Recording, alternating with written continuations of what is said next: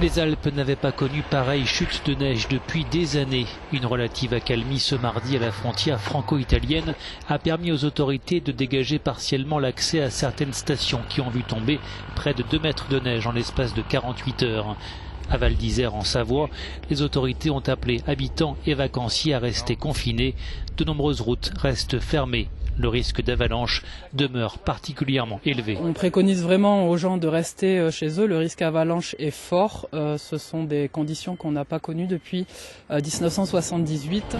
Non loin de là, à Tignes, des recherches se poursuivent pour retrouver un skieur britannique porté disparu depuis dimanche.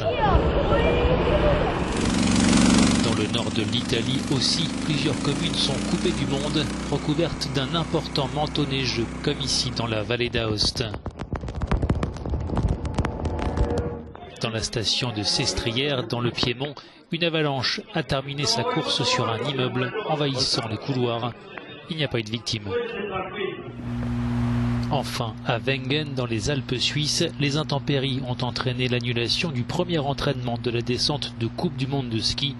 Outre la neige, des vents violents ont provoqué d'importants dégâts sur le site.